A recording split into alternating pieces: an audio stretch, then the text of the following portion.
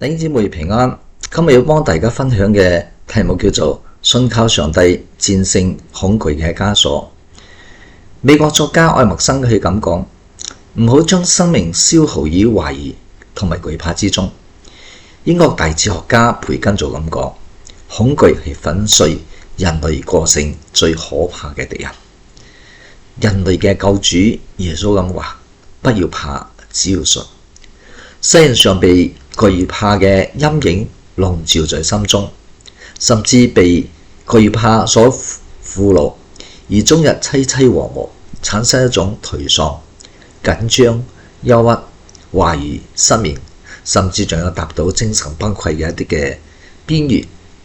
原本係大好幸福嘅人生，竟然變成咗凄慘痛苦，好似人生冇咩味道，殊為可惜。人如果能夠認識懼怕嘅原因、害處，並曉得如何嚟到克服懼怕嘅秘訣，咁深信就可以勝過懼怕，而唔被懼怕所打倒啦。恐懼係人類最原始嘅情感，恐懼就好似一道無形嘅枷鎖，束縛着我哋嘅心靈，限制着我哋嘅行動。在呢個充滿不確定性嘅時代，恐懼似乎係無處不在。對疾病嘅恐懼，對失敗嘅恐懼，對未知數嘅恐懼，呢啲負面嘅情緒不斷嘅侵蝕着我哋嘅信心與勇氣。咁在原始生活裏嘅社會，恐懼幫助我哋嘅祖先躲避危險，但係在現代嘅社會裏邊，呢一種本能嘅反應常常演變成阻礙我哋前進嘅心理障礙。對失敗嘅恐懼讓我哋縮頭縮尾，顧慮過多；對改變嘅恐懼讓我哋固步自封；對未來嘅恐懼讓我哋失去開行動嘅勇氣。害怕恐懼對個人嘅發展具有深遠嘅負面影響，佢限制咗我哋嘅思維，削弱咗我哋嘅審判力，使我哋錯失成長嘅機會。在恐懼嘅支配之下，我哋往往選擇最安全但亦都最平庸嘅道路，再放棄咗突破我嘅可能。現代社會嘅快節奏同埋劇烈嘅競爭，加劇咗人民嘅嗰種嘅恐懼感。咁特別係信息爆炸帶嚟嘅唔確定性，社會產生咗好多嘅焦慮，使人好容易陷入恐懼嘅泥潭。害怕恐懼從來都唔係解決問題嘅方法，佢只會讓我哋在困境當中越陷越深。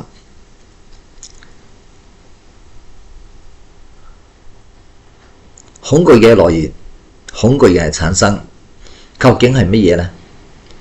無知會讓我哋產生恐懼。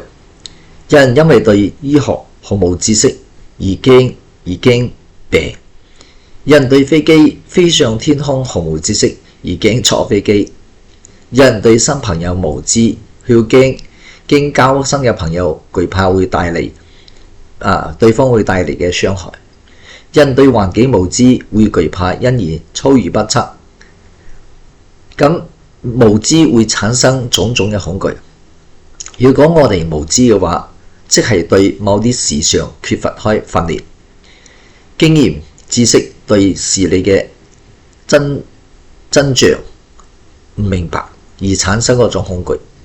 就好似摩西當初佢派咗12個探子到迦南地，當佢哋嚟到視察檢驗當地嘅實況之後，雖然佢睇到迦南地有非常肥沃嘅土地，但因為佢哋對神嘅約同埋神嘅應許無知，而佢哋只係睇見仇敵嘅嗰種可怕，就好似巨人，而睇自己就好似睇自己好似草蜢，所以佢哋非常嘅懼怕。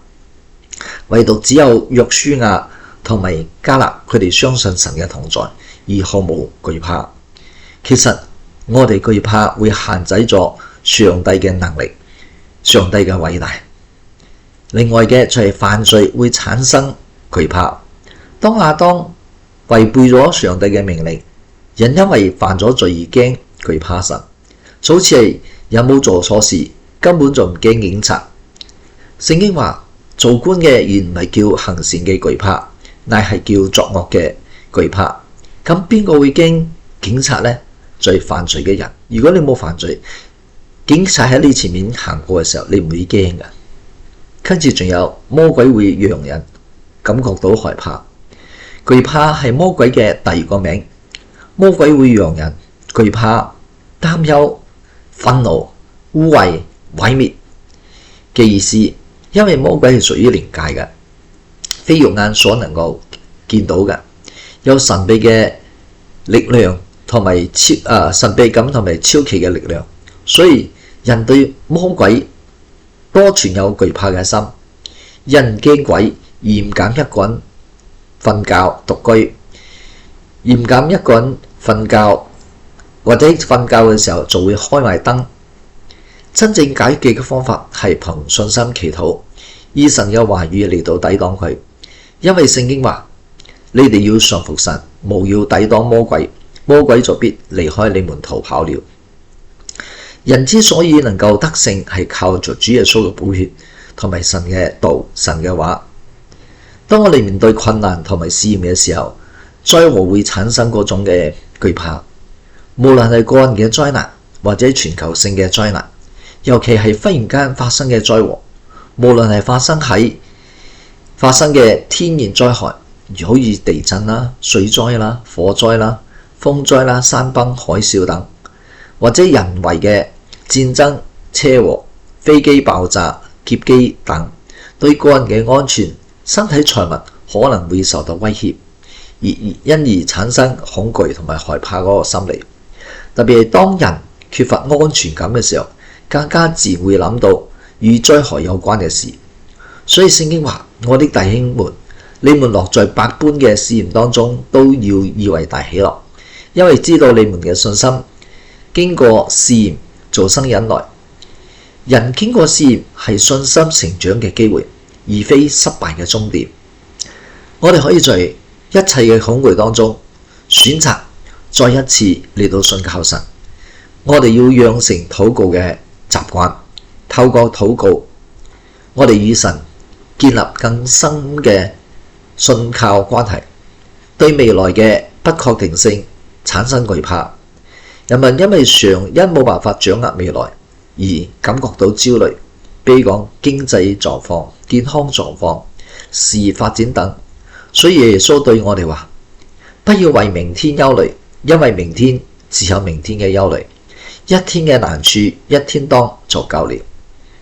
主耶穌提醒我哋唔好因為未來嘅唔確定性而爭先恐後、事先嘅恐懼，反而要信靠神嘅一切供應。懼怕人嘅陷入網羅，唯有倚靠耶和華的必得安慰。以往印度總理尼赫魯講，在人生旅途當中，可能有比懼怕更糟糕、更危險嘅事。懼怕對人嘅心理、生理、健康、生活有害而無益。意大利有一句名言咁講：懼怕之害往往大過於危險。懼怕嘅人陷入網羅，懼怕嘅人常常會被懼怕所控制，自陷其中。思想唔單止唔夠稠密，感情亦都比較脆弱。懼怕嘅人陷入網羅，唯有倚靠耶和華的必得安慰。掃羅王因為佢懼怕敵人而唔遵守神嘅命令，終於作繭自縛，所以被神厭棄，被神放棄。後來掃羅佢睇見非利士嘅軍隊敵人嘅巨大，佢就非常懼怕，心中驚到不得了，竟然違背咗原先自己所定嘅法則，親自去求問，去交鬼，結果佢搞到自己身敗名裂，周身是但係神應許約書亞話：我豈沒有吩咐你麼？你當剛強壯膽，不要懼怕，也不要驚慌，因為你無論往哪裏去，耶和華你的上帝必與你同在。掃羅王同埋約書亞都一樣要面對敵人，但係佢哋卻有唔一樣嘅態度同唔一樣嘅結局。所以一個有倚靠神嘅結局，同一個冇倚靠神嘅結局係唔一樣嘅。所以掃羅王佢就身敗名裂，約書亞佢就得勝再得勝，真係嘅。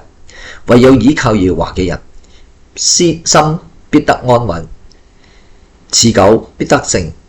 懼怕嘅人內心常常充滿咗憂愁，憂愁會使我哋嘅人嘅意志消沉，缺乏力量，甚至我哋會失去鬥志。憂愁甚至會催人老。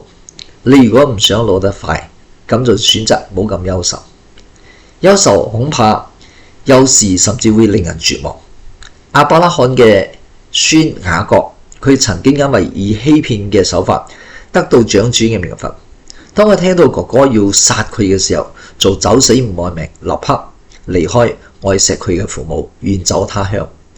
而當佢衣錦還鄉嘅時候，聽到兄長以掃要帶領400人迎面嚟到迎接佢嘅時候，雅各就非常嘅懼怕，佢打晒冷戰，佢非常嘅煩惱，恐怕會引起生理同埋心理嘅疾病，懼怕會造成失眠、困倦、容易發嬲、會緊張過度、有恐懼感，甚至會患腸胃病。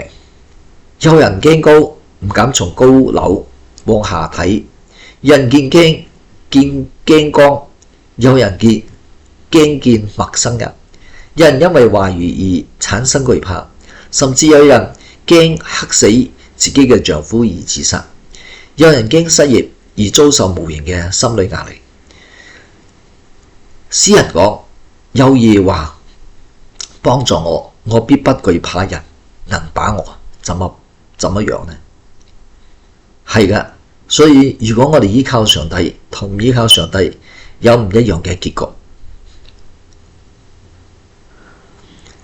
所以我哋要作出明智嘅決定，常常默想神嘅話。聖經話：我兒要謹守真智慧同埋謀略，不可使他離開你的眼目，這樣他必作你的生命。頸項嘅美色，你做毯面行路，不至於碰腳。你躺下必不懼怕，因為耶和華是你所倚靠的，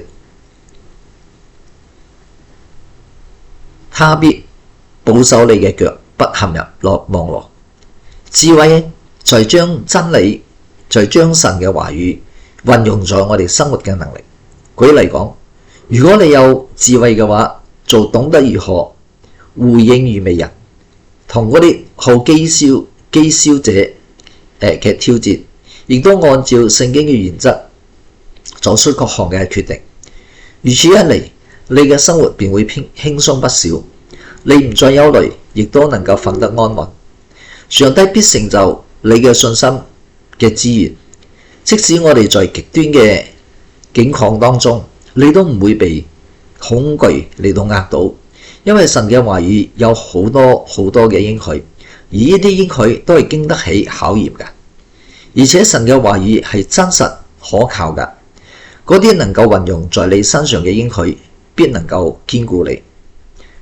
當遇到恐懼嚟到襲擊嘅時候，我哋要背誦同埋默想上帝嘅話，係無可代替嘅方法。比如講，當年雅各佢面對以掃同佢嘅400個隨從，神就使用自己嘅話幫助雅各勝過佢內心嘅嗰種恐懼。雅各用神嘅應許提醒自己，禱告講：神啊，你曾對我說，回去你本族去，我要後代你。我哋唔能夠肯定當時雅各嘅恐懼是否立刻做煙消雲散，但係佢的確係鎮定咗落嚟，有勇氣繼續朝着佢嘅屋企嘅方向而行去。如果你不斷用上帝嘅話嚟到提醒自己嘅話，你嘅恐懼感亦都會好似雅各一樣逐漸嘅消退，甚至會神奇般讓你嘅恐懼徹底嘅消失。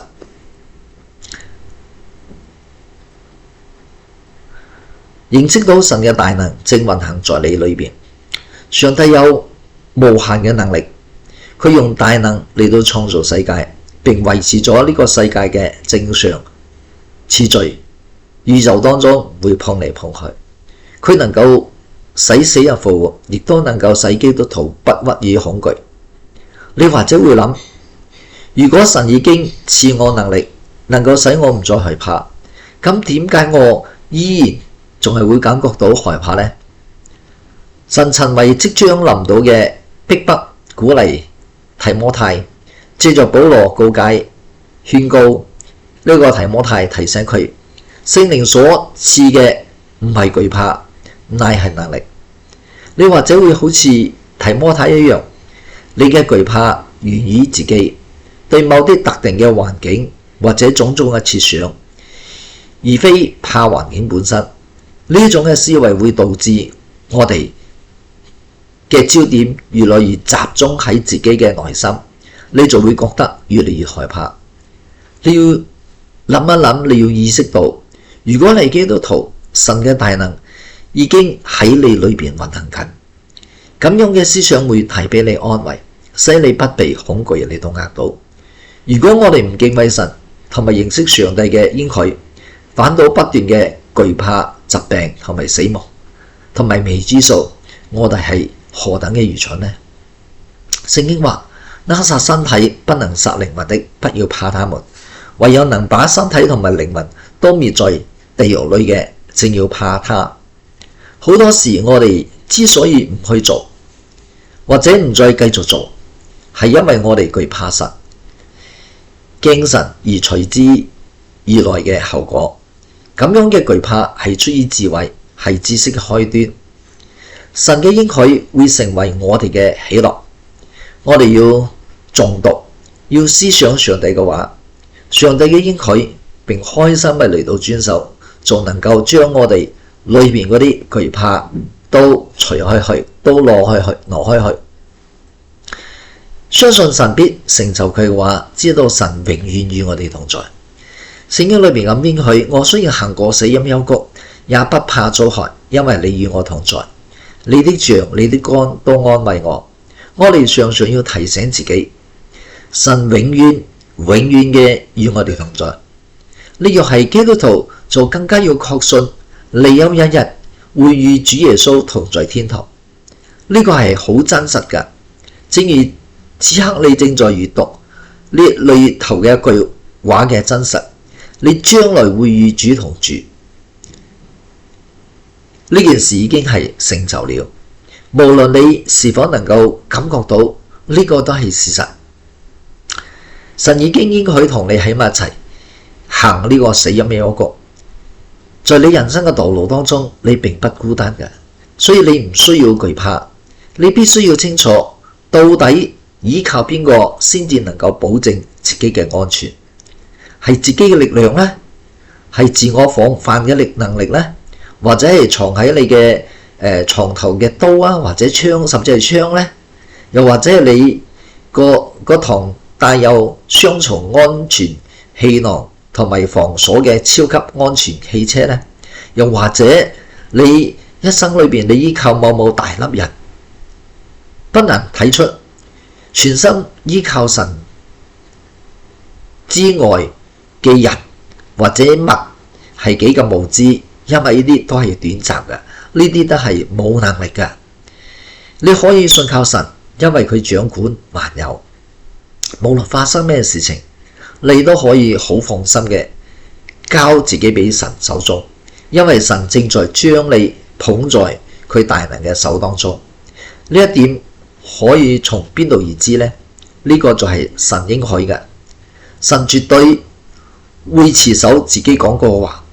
佢在聖經裏邊好多嘅應許，佢已經應許開，佢就絕唔會落空，佢唔會空口講白話俾你一張白嘅支票。神係如何持守自己嘅名呢？主耶穌基督咁樣回答：天地都要廢去，我的話卻不能廢去。